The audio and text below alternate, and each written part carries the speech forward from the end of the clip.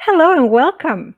I am Dr. Luz Irene Licea Claveri, and I will be talking to you about the use of English to bolster inclusion in special education centers. Let's start. Who takes care of monolingual English speaking children who attend the special education centers in Mexican border schools? What happens to them? A little bit of a context. Escuela Normal Fronteriza Tijuana, ENFT, it's located in Tijuana, Baja California, Mexico, bordering San Diego, California, United States of America. So it is a border city. Therefore, it's not unusual to have a lot of English speaking people living in Tijuana.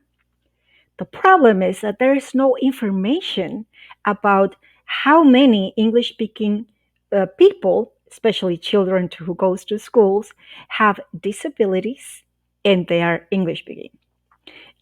We also don't have a program to include English speaking people to schools.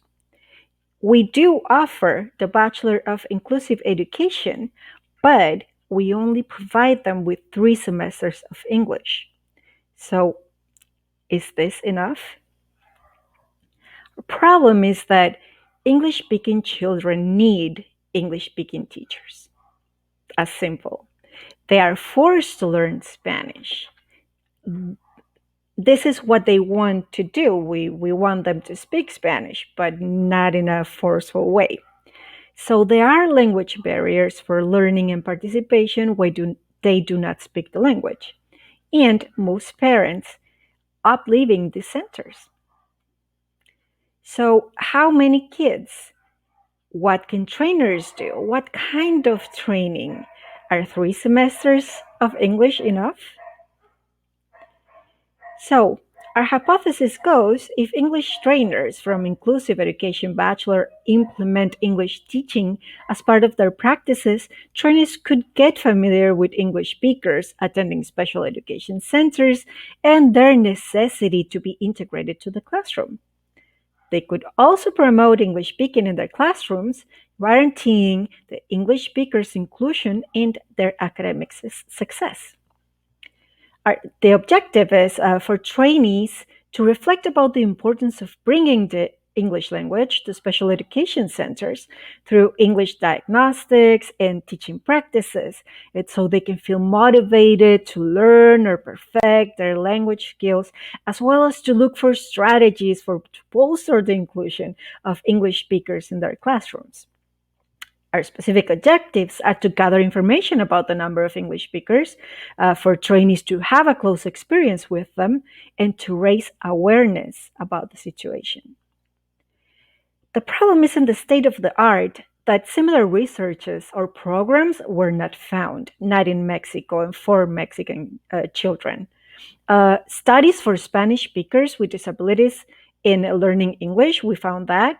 And of course, everything about bilingualism and the disabilities and special education centers in Mexico and English teaching in Mexico, but not all together, not all of the above as a whole. Specific data wasn't found about the number of cases, and the data that was found was students with disabilities, how many they are, how many are enrolled in our schools, and in general for people with disabilities in Mexico. So our framework goes with the Mexican education program.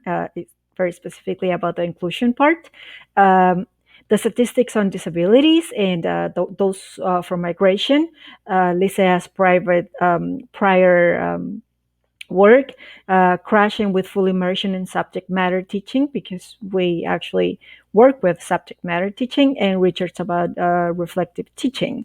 And of course, very specifically, Hambley and von Bohn with bilingualism and autism, Kliner and Baum with bilingualism and Down syndrome, Atlantas with visual disability, and Lowry with communication and language disorders, and Jelland with learning disabilities. All of these are successful cases about bringing the English language to the classroom.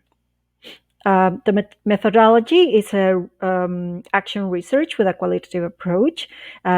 The practice was with 26 inclusive education trainees of third semester practicing in two um, centers that are very specific for special education and seven that are um, supported by the special education centers, but they're regular schools.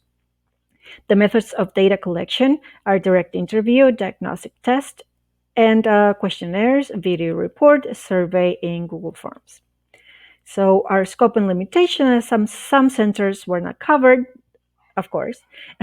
Most teachers prefer other topics, so they prefer our trainees to practice not in English, but in other topics like mathematics and language, time issues, and lack of permanency, and also not enough training. When I talk about lack of permanency, it's those children they get out of school very easily.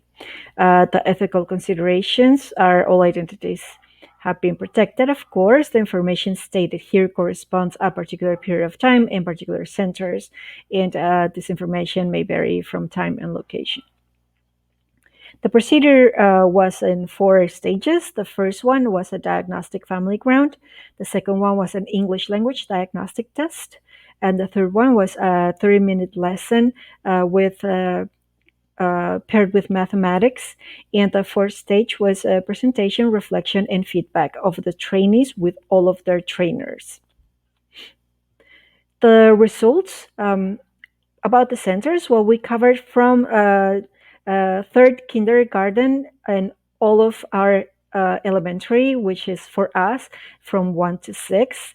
And then we had some multi-level groups. The types of disabilities where most of them had to do with learning disabilities, autism, Down syndrome, and language disabilities. And many other small ones, but the most important ones were those three. About their students, 38.5 of classrooms have at least one child with an English background.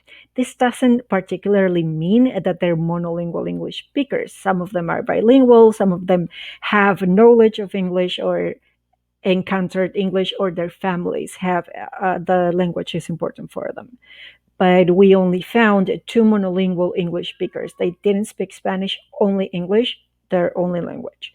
And what happens to them is that, like I said before, Spanish is forced on them and they usually drop out of school. About the practice, well, we had the problem that some teachers think that their students don't need or they would not have any benefit from an English class. And there's a time limitation. We also have to do a lot of lesson plan adjustments. But the trainees found that a lot of groups had more knowledge than they expected, but they also had difficulty with attention. This difficulty with attention has to do directly with their type of disability. And we had two unsuccessful cases where two trainees couldn't teach the class because of the disability that their group were encountering. And this was severe autism and brain paralysis. So they couldn't pay attention, they couldn't respond. These are our two unsuccessful cases. But for the rest of them, students' acceptance of the English lesson was very high. 30.8% were very happy about it, while almost 40 were very accepting about it, while the other ones were okay and only 11.3 were not accepting of the class. But the benefits are very big and most of children accepted it and liked it. About our trainees, they recognize that there's an importance of bringing the English language. So this is very interesting. This is one of the main objectives. So this is very important. They are also willing to participate. 92.3% of them felt like they wanted to do it again. But from them, 76.7% feel that they require more training, that this is exciting, this is great, but they need more training in it. The problem is that this is their last semester of English because they only have three. And well, the problem is not solved, of course, but it is helping to raise awareness, right? So, and to answer the questions at the beginning, how many? Well, we found two, but 38% of the classrooms have English backgrounds. So they accept English easy. Okay. What can trainer do? Conduct similar practices, of course, and try to train uh, every trainer out there. I'm just trying to tell you, try to train your students, your future teachers, to acknowledge that this is a reality, that English speaking children with disabilities exist, and also they can be bilingual if you want to. And the kind of training that we need to do, it's of course, in our case, is English as a foreign language for the trainees. They need to speak English. Also, they need to know how to teach English. And most importantly, the relation between the disability or the type of disabilities and language learning. And of course, are 3 semesters of English enough training? No. It's as simple as that. No. Our hypothesis was right, and the objectives were reached with some limitations. As a conclusion, there is a necessity and there is a feasibility of English language in special education centers in Mexico, especially in border cities. The benefits of children participation in English language acquisition are plenty, and they are willing and accepting of learning that second language or that foreign language. And of course, it is necessary for their inclusion. We have a lot of English speakers here, so we need to include them in schools. And the importance of continuous learning and continuous training, both for their students and the trainees. These are some of the references. Thank you so much for watching. If you're willing to collaborate in something, please type me an email. Here's my information, and thank you so much.